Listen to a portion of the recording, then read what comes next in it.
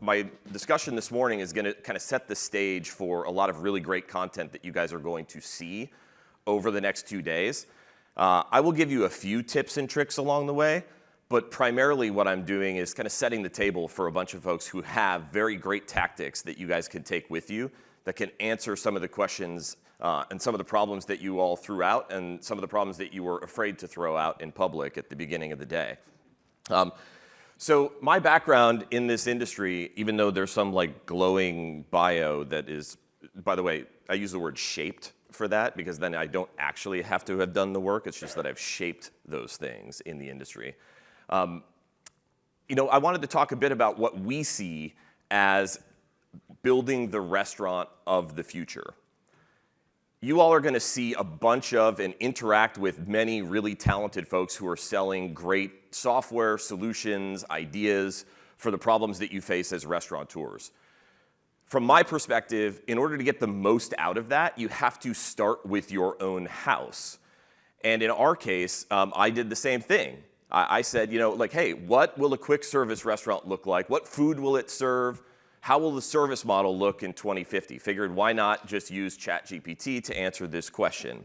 Because after all, there's a bunch of folks out there pushing the value of AI right now. How many of you, by the way, have heard somebody try to sell you something or talk about something that involved AI recently? Yeah. I'm a big fan of like actual intelligence first before artificial intelligence layered on top. But I was pleased to see that ChatGPT said that while it's difficult to predict what the future of fast food will be, the good news is it involves plants. So that's good for us, Ben, for sure. Hannah, others of us that are in that space.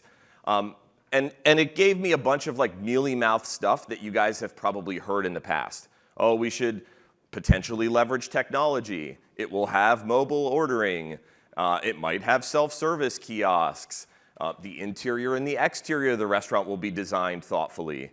There might be augmented reality. Yeah, sure, but like, what do we need to do as restaurateurs first to be ready to receive the ball when it comes our way? So I've broken it down into sort of 4 distinct areas that I think are important for us to focus on. The first, which is probably no surprise to those of you that know me, is people. The foundation of any great restaurant of the future has to start there. And there's a lot of discussion out there in the community today about sustainability. How many of you, by the way, have had some discussion about sustainability in your business in some way, shape, or form? Leave your hand up if you've had a discussion about sustainability of your team at the same time. That becomes a real sort of wedge issue for you as you look to implement things that can drive your business forward. And so building sustainability with your team first is important because it's going to help you get the most out of those investments that you make in technology. When it comes to the guest experience, talk a bit about treating your operators as customers in order to maximize the guest experience.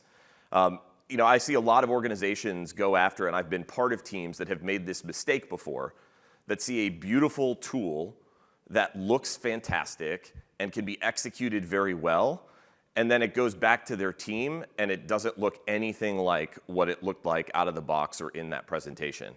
And for me, how many of you have ever launched a limited time offering before in one of your restaurants? Put together great training materials for it, did a rollout program where all of your crew or team or employees were well trained, especially the ones that like work inside of Whole Foods or something like that, and then you came back and maybe the sandwich didn't quite look like the picture? Treating your operators as the customer is really the only way to maximize the guest experience. So we'll talk a bit about that. We'll also talk about data. Another buzzword, but I think the important thing here and a takeaway that I'll share about my own learning here and mistakes that I've made is that driving your digital transformation journey has to start with a data strategy first, not the technology. It has to start with the data strategy first. And the reason for that is that the data needs and opportunities are different for all of you in each of your businesses, and that has to be tied to your business strategy. It can't just be because it looks cool or it has a great user interface. And lastly, when you get to the actual technology, which is kind of like the last part of building this foundation, you have to get your business process right before shopping the tech to improve it. Now, I've made this mistake before. I don't know if any of you have.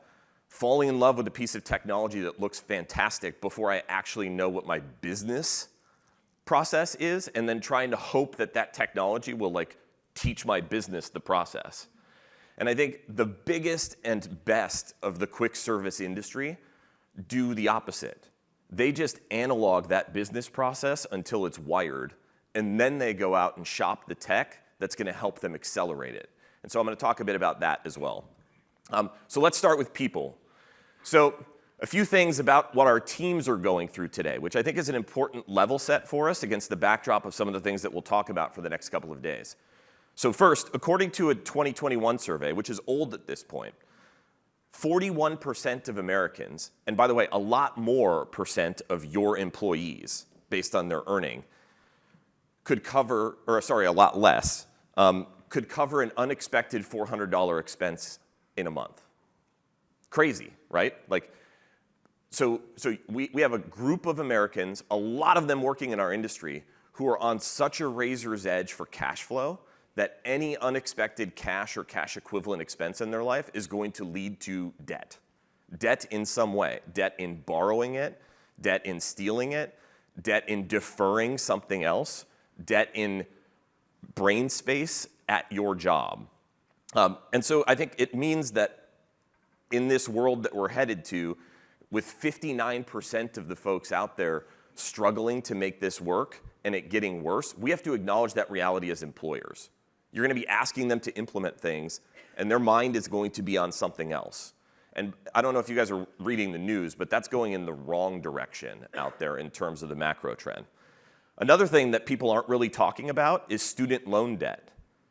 What's interesting about this is that for the last few years, folks haven't been making student loan payments.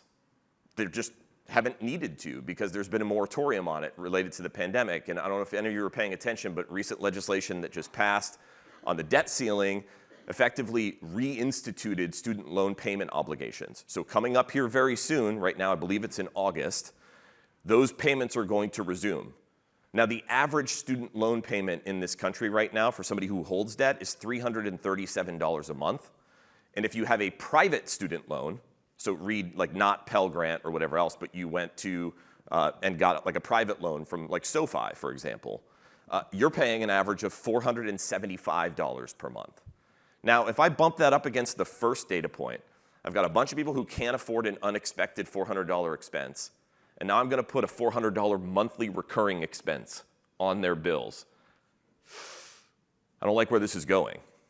And lastly, according to this 2022 study from Fidelity Investments, almost a quarter of our employees out there have an outstanding loan on their 401k.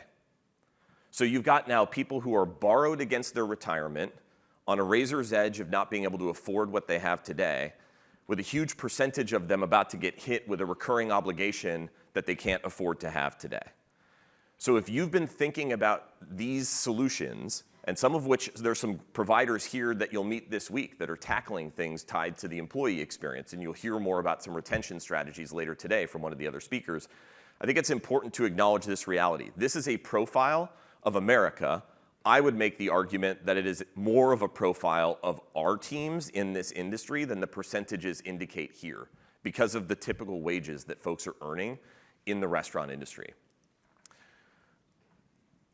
That was the laser button, apparently. And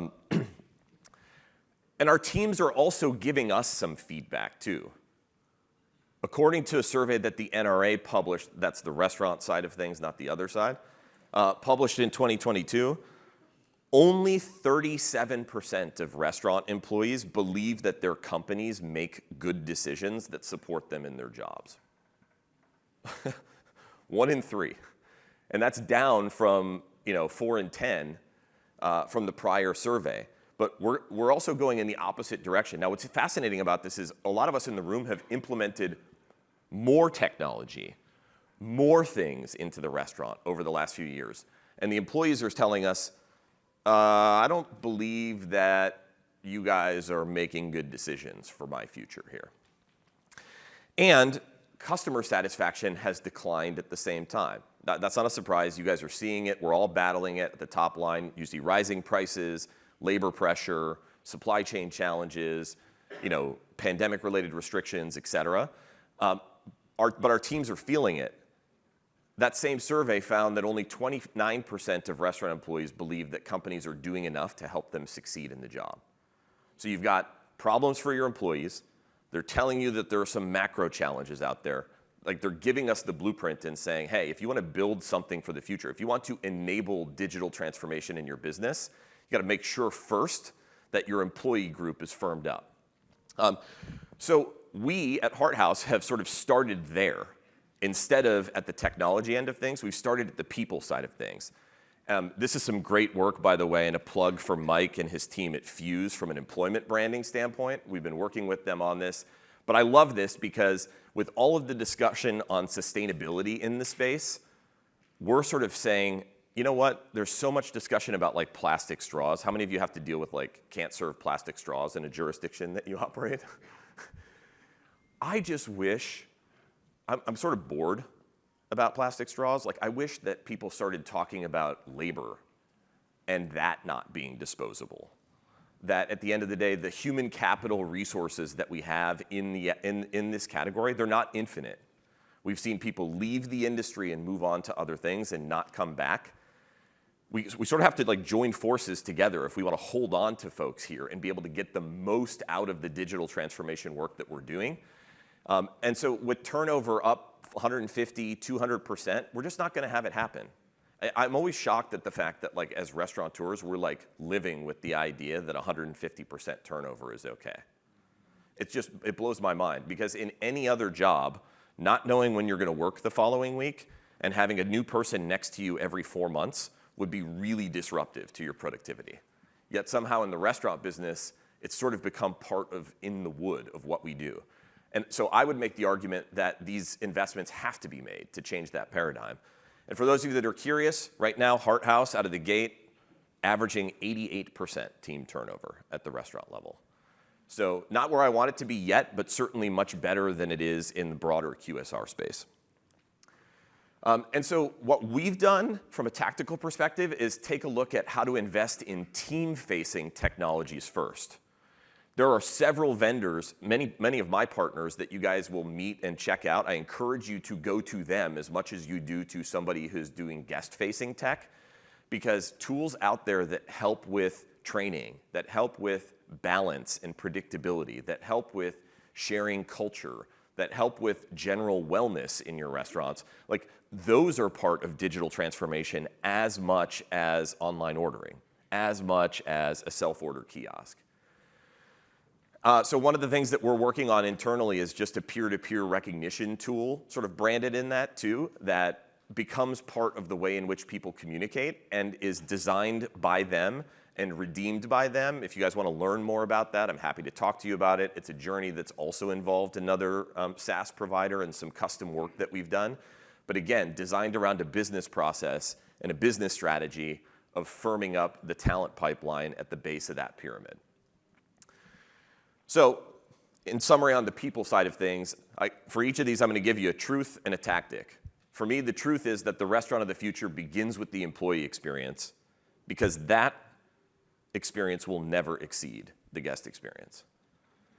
And my tactic is invest in team-facing technology solutions before optimizing the guest-facing technology, because that's how you're going to get 100% of the value out of whatever technical solution you put in place in your team.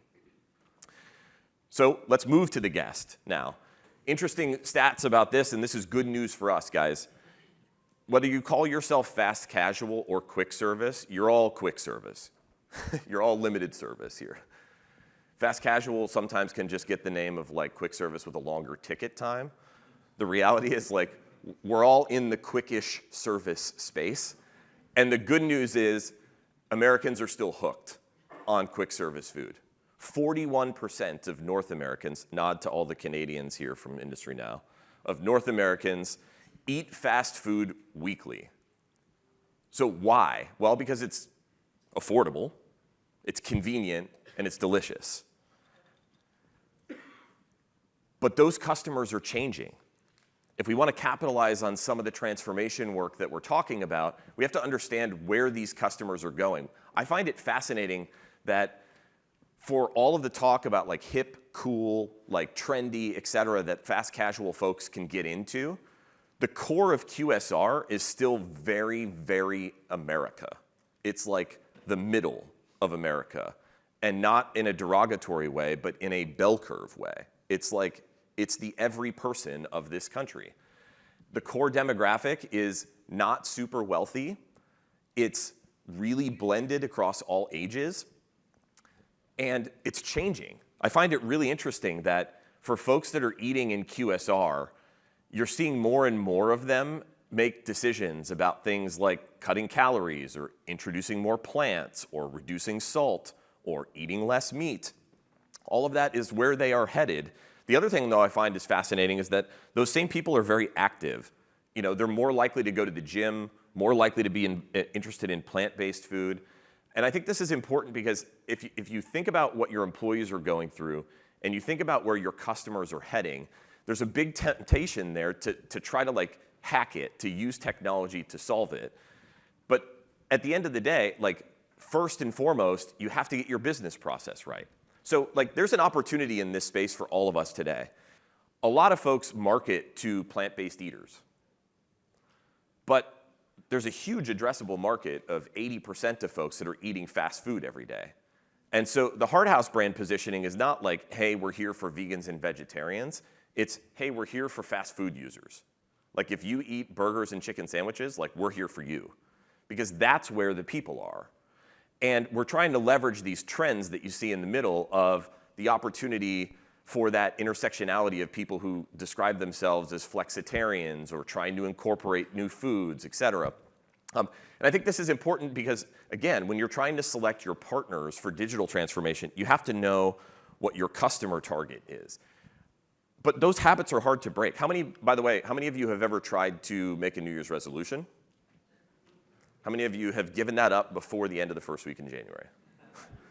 Yeah, normal for us. And that's because habits are tough to break. Little psychology background here.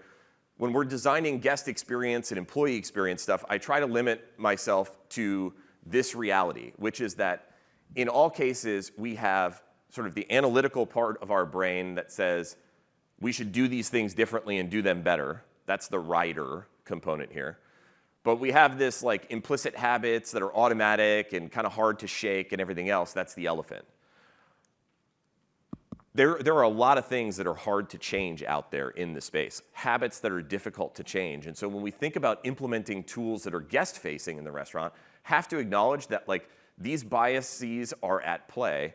And if we're going to change people's behavior, we have to understand how they work as humans. And so you guys will see some tools this week that talk about this. Like I would encourage you when you're thinking about guest feedback and the overall guest experience to not just look at things like the customer experience rating of the restaurant, but also to dig in and validate the things that you are trying to learn about your customers at the same time. So if you guys don't have this in your dashboard, you got to get there to know like how you're marketing at people who don't eat vegetarian and vegan food all the time. You have to know like what percentage of your customers aren't vegetarian and vegan. You have to be able to figure out like, are you able to change their behaviors? And so when you guys are talking with vendors and thinking about like, there's a few great guest experience tools, and I think you guys will hear from Zach at Ovation tomorrow at some point in time. They have a great tool. When we're measuring the impact of these decisions, we have to make sure that we're measuring the things that are part of our business strategy. So like when it comes to the guest experience, my truth is the restaurant of the future requires a balance of both that systems thinking, but also leveraging the momentum of the way that people are telling us that they want to change. And so we want to invest in digital solutions that play to the elephant for both your customers and your team. Like you have to acknowledge habits. You can't move people so far off of what they're doing today that they're just going to revert back to the things that they do because it's easy. On data, from my perspective, it's really important to build a data strategy around your brand. In my case, I have a very unique challenge. It's also, by the way, a huge unique like benefit, so I'm not complaining at all. But my business partner happens to have more followers on social media than basically every single company in this room, and many of them combined. And so I've got this incredible data opportunity that if I just go out and sign technology solutions and can't harness this data, I'm basically just like kind of throwing things into the wind. No way to attribute sales, no way to track what people are doing in the business. And it's tempting at a digital transformation meeting to think about like all of the cool things I could do for the customer. But the reality is for Hart House, the moment I turn it on, I've got an incredible top of funnel that I have to be able to curate in some way. And so in our unique challenge, we've decided to start with a point of view on data based on the way that people interact with our content. So probably no surprise that content that involves Kevin drives a lot of engagement. I don't know if any of you guys have watched any of his things, but like when we look in and review social, and this is like very much Rev's like world where he's hawking solutions like this every week, and I'm following, watching, trying to figure out what I can learn too about where the next customers are coming from. What's interesting is that while Kevin content drives engagement, the most shared things that we do actually don't involve Kevin at all. And so like that becomes an important point in our data, that the most shared things that we have on social are actually when human beings are facing forward at the camera.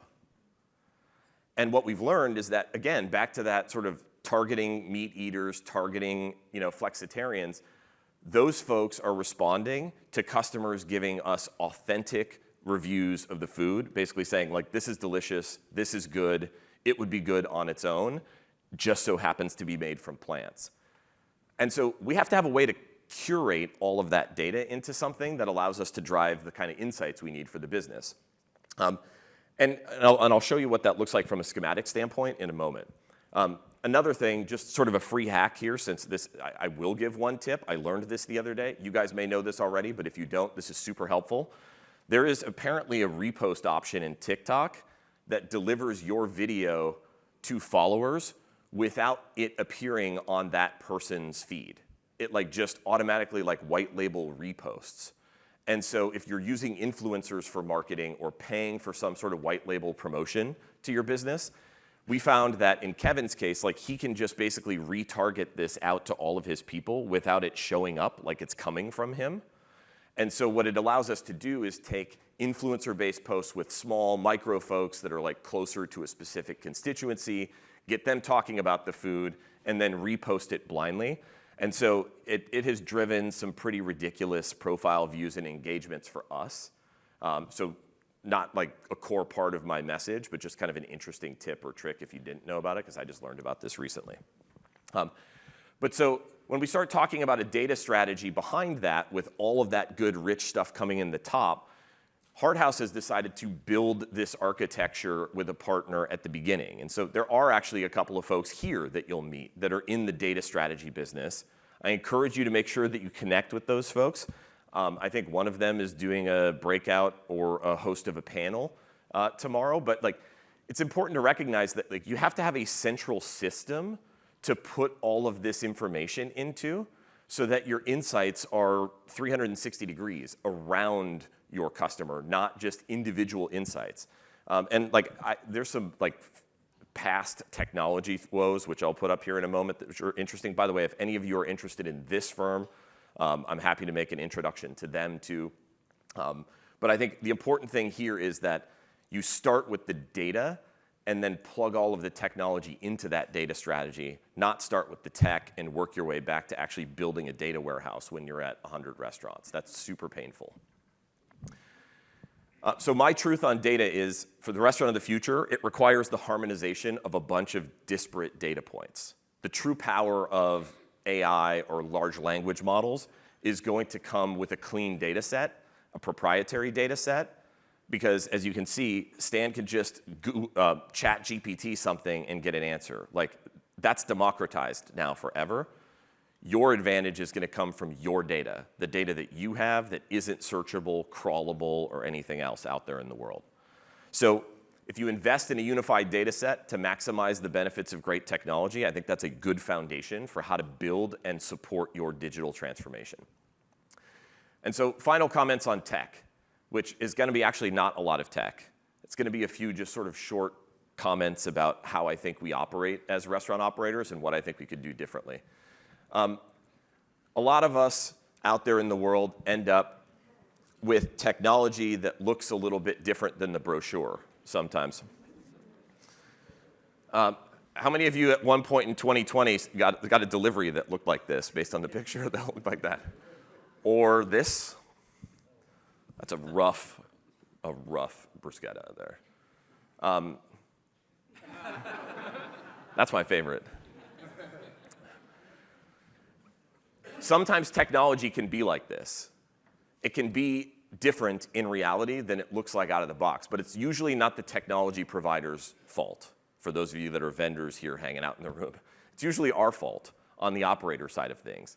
And so I think it's important as you're building a technology strategy for your business on top of that data strategy, that we remember where we've been and what it looks like when you start with technology and work your way back to a business strategy. How many of you have ever lived through this picture before? Yeah. How many of you are still living through this picture? There are some great providers here who can help you with this too. But I think the important thing to remember is that this is what it looks like when you try to move forward without defining your business process first. I told you at the beginning of this that I had an example of folks that kind of do the opposite. To me, this is the opposite. It's super analog, but they happen to be two brands that know what they're doing when it comes to drive-through execution. And most of their drive-through execution is not digital. And they're only now moving into digital solutions to accelerate. But it's because they have a really fundamentally sound business process that they have honed over time. Now, I'm not advocating that all of you have to go analog tomorrow, but I think the orientation and the mindset of let me do this really well and then figure out how technology can help me do it even better is always going to be better than just let me do more. More looks like this. Thoughtful iteration and innovation looks like this. The restaurant of the future needs that sound business process first in order to capture the highest value from any of the technology that you choose to implement. Great tech will not fix your broken process. And my tactic is everything we do, we got to prioritize operating excellence first when you're deploying a technology solution. It's only going to be as good as your lowest performing restaurant. It's always going to be only going to be as good as your lowest engaged employee. We all know that, but it can be really tempting when something new with a great user interface is presented to jump ahead of that and hope that that's going to solve our baseline business process. So in summary, again, I think as you think about your restaurants of the future and you engage with all of these different prospective partners over the next couple of days, I encourage you to start first and foremost with a strategy around your people, an acknowledgement of what they're facing today and what you can do to help make their jobs easier and better. Not based on what you think, but based on what they're telling you. And frankly, based on what the data is telling you about what they're up against in the future. There's a huge iceberg out in front of them. It's coming, and we can help them as leaders in the business to ensure that the things that we implement get done at the highest possible level. When it comes to the guest experience, treating your operators as the customer to maximize that guest experience is the key to making sure you get maximum value out of the tools that you create. I see my partner from Opus, Rachel, in the corner over there. When it comes to training, I think it's really important to understand that your employees don't have a desk. So your solutions for how to reach them have to acknowledge the fact that that's where they are. Not behind a computer like the people who design the vast majority of learning management systems out there. And that's one example of treating your operator like your customer, understanding that that's where they are and finding solutions that meet them at that place. When it comes to data, drive your journey in digital transformation with a strategy that's tied to your business goals. If it doesn't feel right or it feels disjointed, take a step back and figure out what business are we in? In my case, I'm in the business of trying to harness 280 million followers worth of engagement, and I need to be able to see them and know where they're going and why they're going there. And lastly, before you ship any technology to your business and before you shop for any of it, get your business process right. If your process isn't clear and you can't articulate it to the salesperson, you're in trouble because that salesperson may articulate something to you that you might adopt. And that doesn't always work out well, both for them and for you, by the way. Every salesperson in this room, I'm sure, would love a client with a very clear business process and a problem they're trying to solve, and not crickets. So the next time that Rev and Stan ask you for your business problem, shout it out so that we know what we're solving for. So that's it from me. I hope that you guys enjoy your time together this week. It's a great conference filled with a bunch of people who are all like-minded trying to solve this industry's biggest challenges. I appreciate the opportunity to be here. Thank you to the Industry Now team. Thanks for listening to a little bit more about Hart House, and we'll see you guys throughout the week.